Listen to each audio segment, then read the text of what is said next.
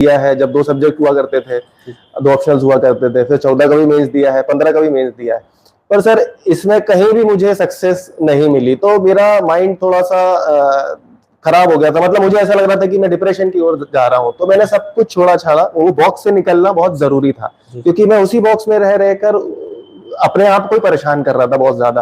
तो मैं बाहर आया, पहले मैंने बोला कि और भी तो लोग हैं, इतने सारे तो ऑप्शंस हैं, वो भी तो अलग जी रहे हैं, वो भी कमा रहे हैं, वो भी खा रहे हैं, उनकी भी इज्जत है।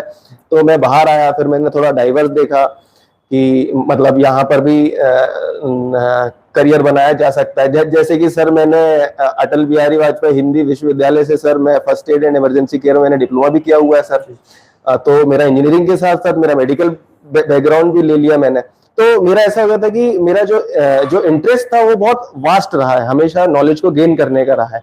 और जब मैं प्रिपरेशन कर रहा था तो मैं एक जगह घुस के रह गया था बस। तो मैं बाकी चीजें मुझे मोटिवेट कर सकती थी वो यहाँ पर नहीं थी। यहाँ बस मैं, किताब, मेरा कमरा, बस इतना ही था सर। तो ये मतलब थोड़ा सा करिकुलम, एक्स्ट्रा करिकुलर एक्टिविटीज होनी चाहिए, थोड़ा सा अलग इंटरेस्ट होना चाहिए। ये आपको प्री में भी काम आएगा, मेंस में भी काम आएगा, और इंटरव्यू में तो बहुत ज्यादा काम आएगा।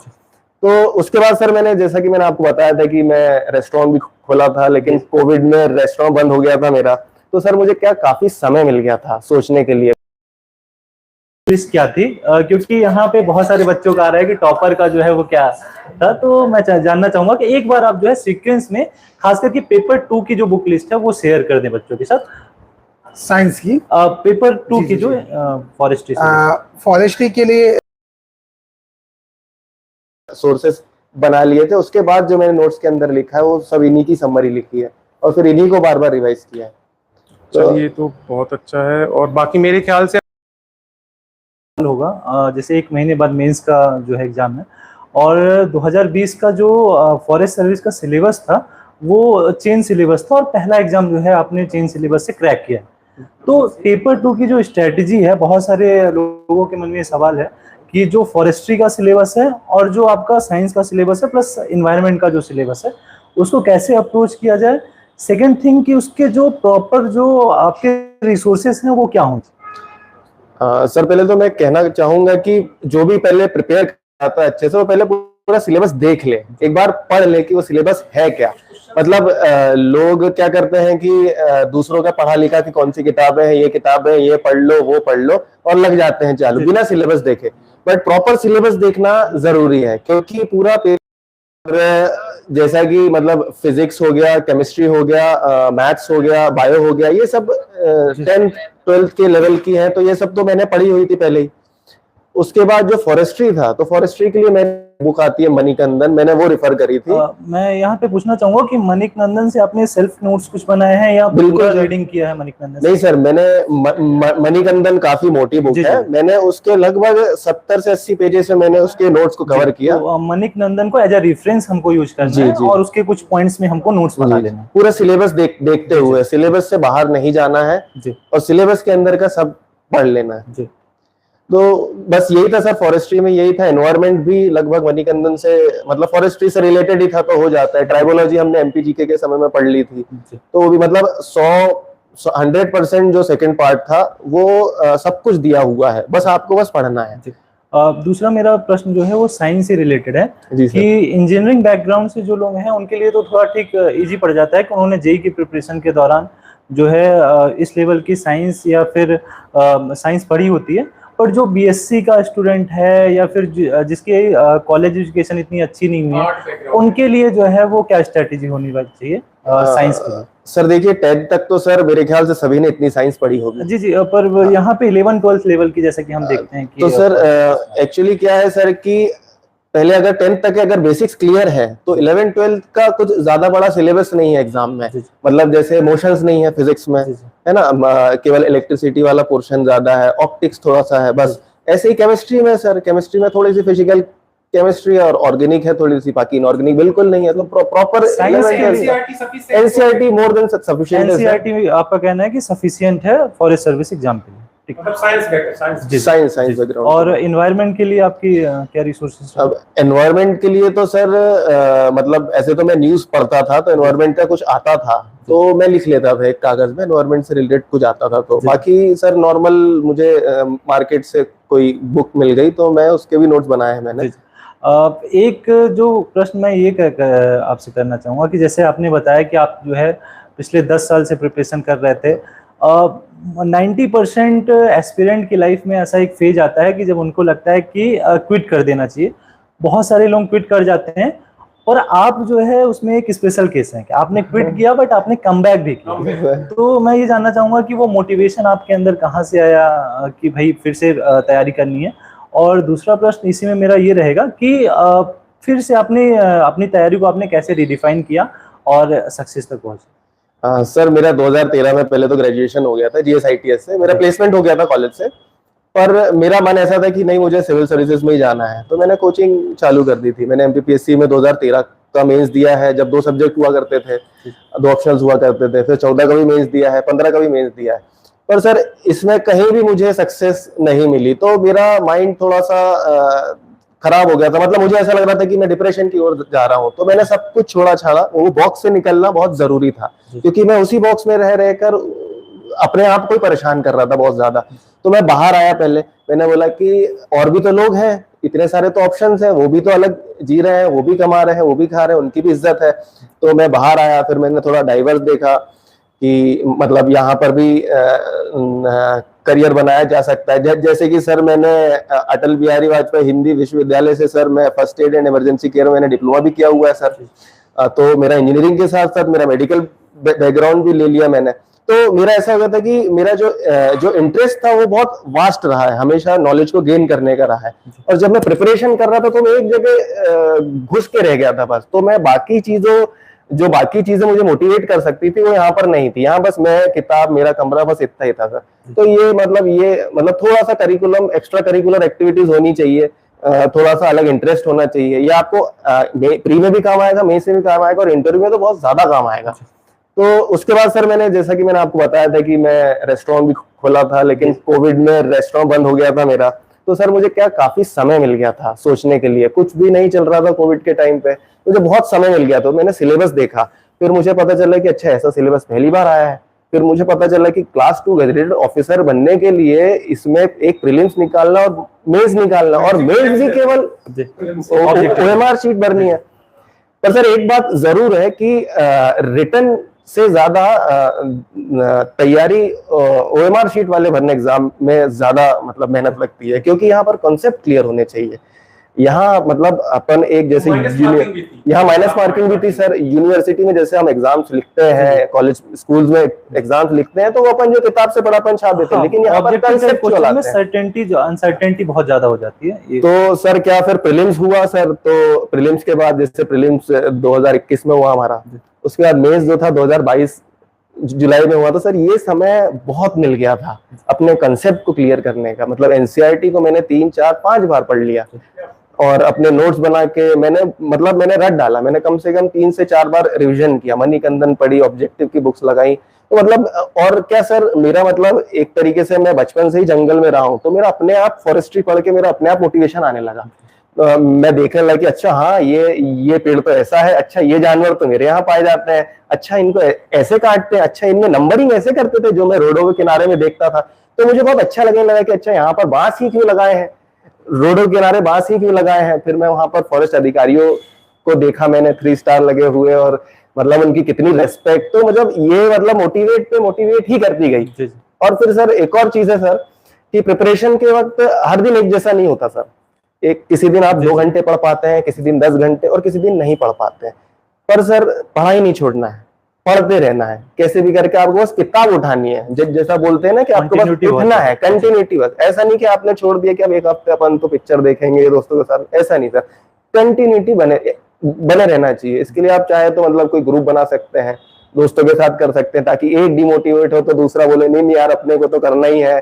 थोड़ा सा टाइम लिमिट रख सकते हैं कि अपने को इतने समय में इतना पोर्शन करना है। सोशल मीडिया से तो जरूर दूर रहना चाहिए सर। और सर उसके साथ साथ मतलब मैंने योगा का भी ट्राई किया सर। मतलब क्योंकि सर इतनी बड़ी प्रोसेस थी, 2020 का फाइनल रिजल्ट 2023 में आया है, एक साल छोड़ के मेंटली और हाँ कमबैक प्रोसेस में था, तो कहीं कहीं मुझे लगा था कि कहीं मैंने गलत तो नहीं कर दिया कि मुझे छोड़ना नहीं था, कहीं जहां मैं सेट था वहीं करना था।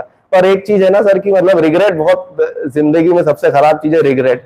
तो मैंने बस यही सोचा कि अगर अब बाद में कभी मुझे रिग्रेट ना हो कि मैं मेहनत कर सकता था पर मैं कर नहीं पाया, तो मैंने बोला नहीं, इस बार तो मैं पूरा सब बंदूक सब लेके जाऊंगा और एग्जाम में मुझे लगता है कि राजीव सर का जो एक प्रश्न था कि आपको कब क्विट कर देना चाहिए या कब आपको ये सोचना चाहिए कि बस हो गया, तो इसका ये परफेक्ट आंसर है कि जब तक आपके अंदर ये है कि भाई रिग्रेट नहीं रहना चाहिए, आप कर सकते हैं, आपके अंदर आत्मविश्वास है, तब तक तो आपको क्विट नहीं करना चाहिए। जिस दिन आपको लगे कि नहीं अब हो गया या फिर इससे आगे मैं नहीं कर सकता हूं, तो फिर वो पॉइंट है कि भाई आप अगर क्विट करना चाहें तो कर सकते हैं। एक क्वेश्चन मैं और करना चाहूंगा कि जैसे जो अभी 2021 का फॉरेस्ट सर्विस का मेंस है वो अगस्त में है, तो एक मंथ के लिए जो लास्ट 1 मंथ की जो है स्ट्रेटेजी क्या होनी चाहिए एस्पिरेंट्स की, किन सब्जेक्ट पे जो है वो मेन फोकस होना चाहिए और टाइम अलॉटमेंट जो है वो सब्जेक्ट्स की अलग अलग सब्जेक्ट्स की क्या होनी चाहिए? सर पहले तो अगर कोई प्रिपेयर कर रहा है अभी अगस्त वाले एग्जाम के लिए, तो उनका एमपीजीके तो लगभग कंप्लीट हो गई होगा। तो पार्ट ए में 3 यूनिट्स है एमपीजीके के, चौथे यूनिट में करंट अफेयर्स है और 5वें में आईसीटी है, मतलब वो टोटल 5 यूनिट है। तो सर करंट अफेयर्स ऐसा है कि जो समंदर है, मतलब आप जितना पढ़ते जाओ आने वहां 10 क्वेश्चन ही है। तो मेरे ख्याल से पार्ट ए में अगर एमपीजीके आपका पढ़ा हुआ है उसको रिवाइज करो बहुत, और आईसीटी मतलब ये तो ये जो 50 में से सर मतलब 40 क्वेश्चन ये हो जाएंगे और थोड़ा बहुत करंट अफेयर्स तो आपने वैसे भी पढ़ा होगा, अगर आ गया तो आ गया, नहीं तो ठीक है। पर अगर वहां करंट अफेयर्स में ज्यादा ध्यान दे दिया तो फिर ये 40 क्वेश्चन आपके वो रह जाएंगे। दूसरी चीज सर सेकंड पोर्शन में कि फिजिक्स और केमिस्ट्री तो देखिए सर वो जितना सिलेबस में पूरा पढ़ना पड़ेगा, है ना। मैथ्स का भी एप्टीट्यूड, जब आप यहाँ तक आ गए हो तो आपका एप्टीट्यूड मैथ्स वगैरह भी अच्छा ही होगा। तो ये 3 तो सब्जेक्ट हैं कि जो आपके मतलब ठीक ठाक हो सकते हैं। उसके बाद आता है सर बायो। अब सर बायो ऐसा सब्जेक्ट है कि मतलब यदि वो चाहे तो पूरे 14 के 14 सब्जेक्ट को कवर कर सकता है, क्योंकि सवाल ऐसे बन सकते हैं बायो में, बहुत बड़ा है बहुत, और आते भी सवाल ऐसे हैं। इस बार क्वेश्चन भी ऐसे आए कि जो हमारे सर के ऊपर से गए, जो काफी मतलब पूरा पढ़ के गए सिलेबस, लेकिन उसके ऊपर से मतलब अब इतना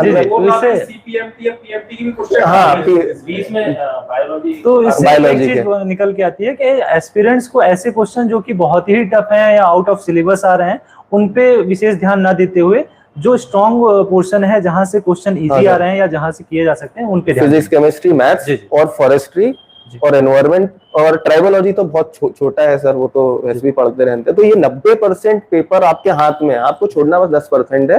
तो ये 90 और उधर से 40, इतने में अगर अगले एक महीने जो है फॉरेस्ट्री को और साइंस को अगर मैं बात करूं कि डेली कितना टाइम देना चाहिए सर? अगर पहले से पढ़ा हुआ है तो फिर रिविजन ही करना चाहिए और सेकंड पोर्शन में बहुत अच्छे से पढ़ना चाहिए। कुछ बच्चे सिविल सर्विस का भी मेंस दे रहे होंगे और दिए होंगे और उनका फोकस पूरा का पूरा जो है वो सिविल सर्विस पे रहा होगा। अब वो 1 मंथ है उनके लिए फॉरेस्ट सर्विस के लिए, तो उनके लिए आप क्या सर? उनका पार्ट ए तो अच्छा ही होगा यदि वो सिविल सर्विसेज के लिए पढ़ रहे थे। पार्ट ए साइंस का कुछ पार्ट उनका साइंस का भी अच्छा है, मैथ्स का कुछ पार्ट उनका ठीक हो। सर फॉरेस्ट मेरे ख्याल से सर इतना स्कोरिंग है, बहुत ज्यादा स्कोरिंग है सर। 40 क्वेश्चन और 10 एनवायरमेंट के मिला ले फॉरेस्ट में तो 50 क्वेश्चन, मतलब लगभग 33% जो है केवल फॉरेस्ट कवर कर रहा है। और यदि कोई पढ़ने जाएगा, यदि उसको कोई इज्जत से पढ़ेगा तो उसको इंटरेस्ट इतना आएगा, क्योंकि बहुत इंटरेस्टिंग सब्जेक्ट है। एटलीस्ट 3 to 4 आवर्स बिल्कुल सर, बिल्कुल फॉरेस्ट को तो ज्यादा देना है। फॉरेस्ट को जो फॉरेस्ट्री का पार्ट से लोग डर रहे थे ना, वो बेसिक आया, बहुत बेसिक आया है, बहुत बेसिक है जो मैंने फील की।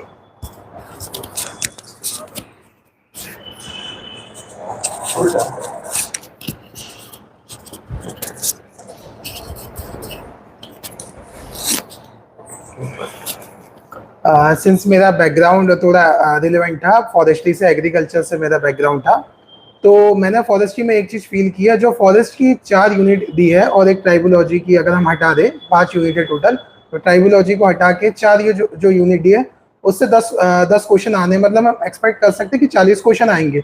लेकिन जो फॉरेस्ट्री का सिलेबस है वो थ्योरेटिकल ज़्यादा दिखता है, तो उससे MCQ बनने के चांसेस कम हो जाते हैं। तो उसी टाइप के एमसीक्यू को बार बार घुमा के पूछेगा वो, या तो फिर बहुत इजी एमसीक्यू आएंगे।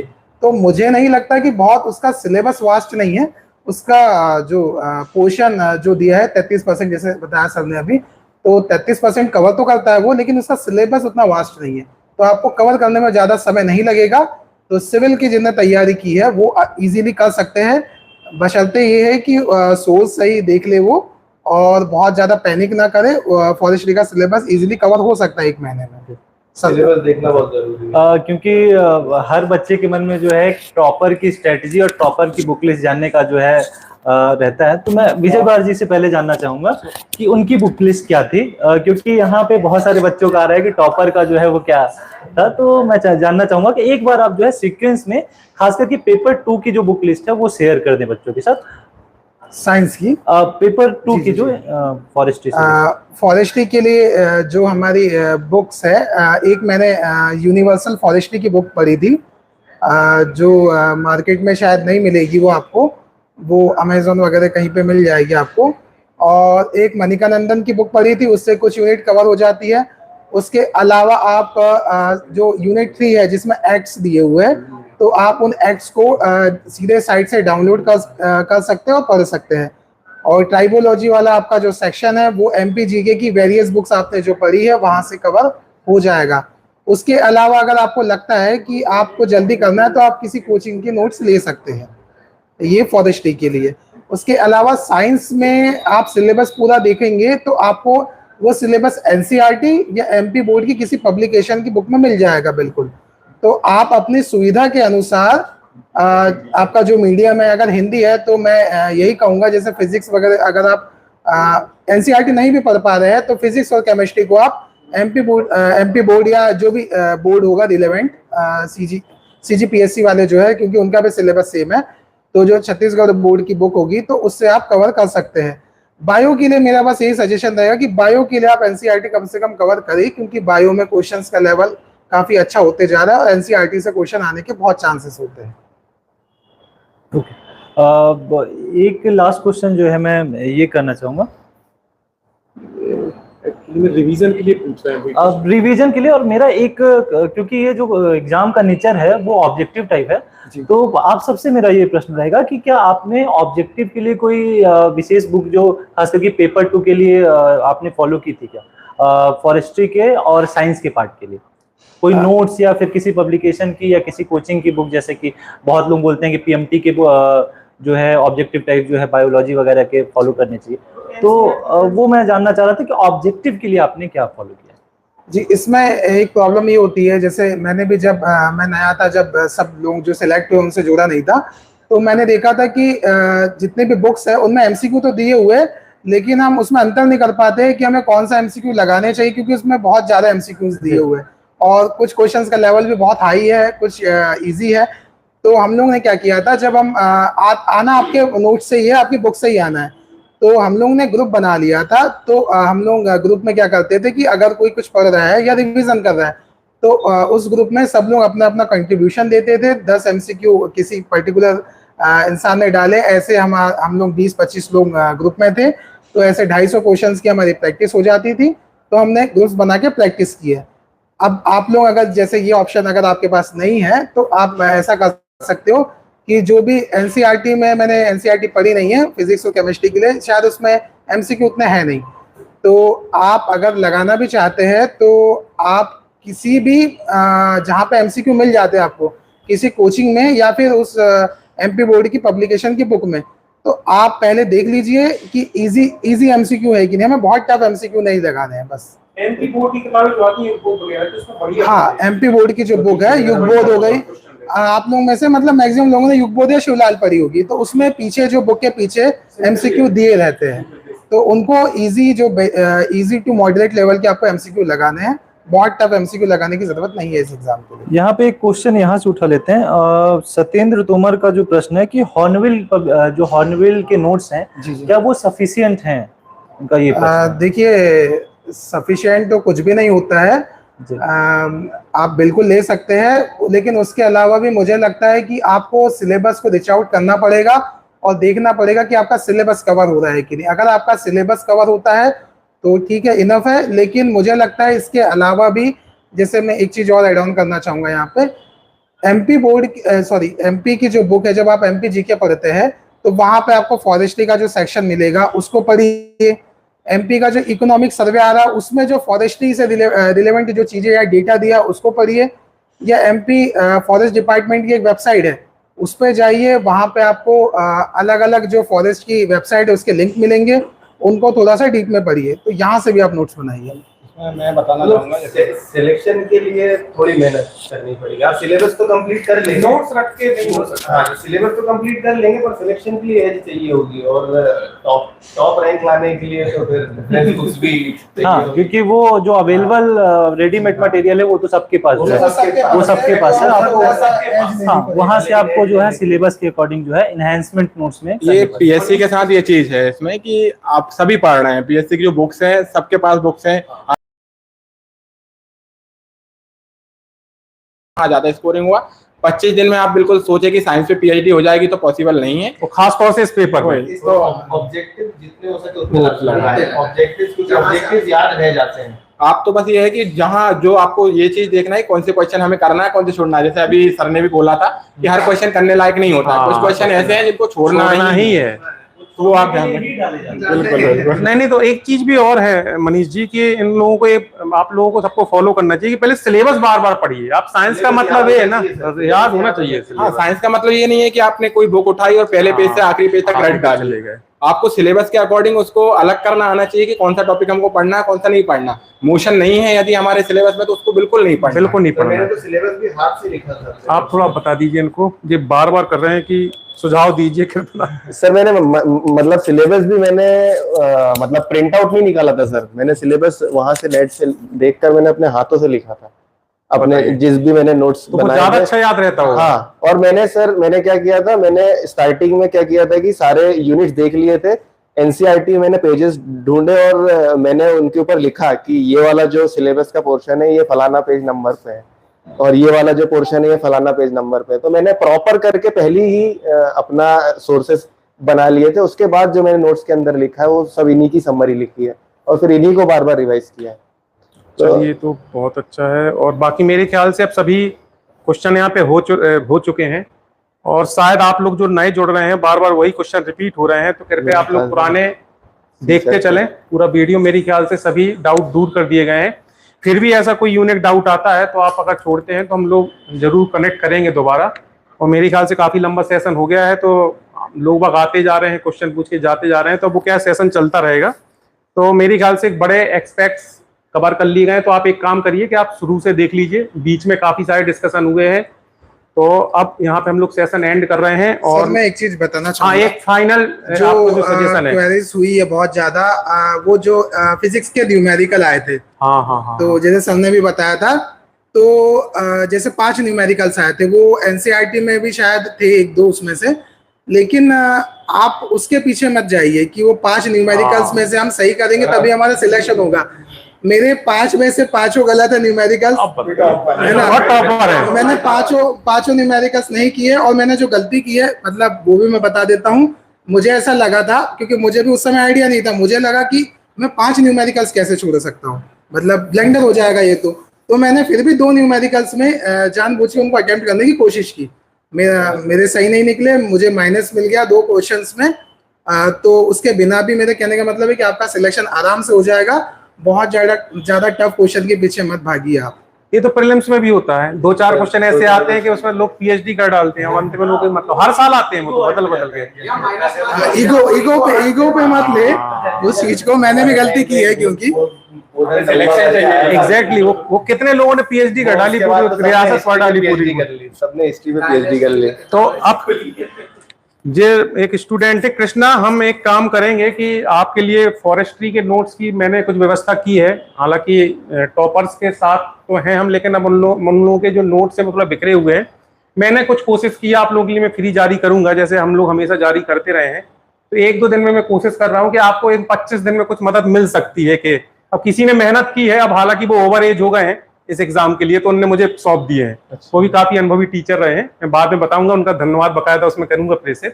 और तो अब मैं सोच रहा हूं कि जाते टाइम एक लाइन में आप ऐसा कुछ बोल के जाएं कि जो स्टूडेंट्स फॉलो करें तो उनके लिए भी एक सफलता आसान हो, क्योंकि 5 साल में एक बहुत कीमती चीज है। सोता हुआ भी जाग जाए ऐसा कुछ आज हो। आज जैसे हमारे मतलब रेंजर सर से मुलाकात हुई थी यहाँ पर, हाँ तो उन्होंने आज एक बहुत अच्छी लाइन बोली थी कि वो जब फिजिकल हो रहा था तो वो थक गए थे, तो उन्हें एक फॉरेस्ट गार्ड ने आकर बोला कि सर अभी तो आप यहाँ दौड़ रहे हो, कल यहीं पर आप सरकारी गाड़ी से क्लास 2 गैजेटेड ऑफिसर बन के घूमोगे। तो वो मतलब वो मोटिवेशन आना चाहिए आपके अंदर कि हाँ मैं इस एग्जाम, हाँ मैं क्लास 2 गैजेटेड बन रहा हूँ। मतलब आपको ये नहीं बोलना चाहिए कि मैं बनूंगा, मैं बन रहा हूँ, मैं बन रहा हूँ अपने आप से, मतलब सुबह उठ के मैं बन रहा हूँ, रात में सोते वक्त मैं बन रहा हूँ। तो ये आपको खुद को मोटिवेट करेगा हमेशा। कभी ये मत बोलना कि नहीं मैं तो बनूंगा, मैं तो ये नहीं, मैं बन ही रहा हूँ, मुझसे होगा ही, मैं निकलूंगा ही इसमें। तो यही मैं बोलूंगा सर मोटिवेट करने के लिए। एक आपका कुछ मैसेज बहुत सौरभ चौरासी है जी, उनका तो जरूरी है सबसे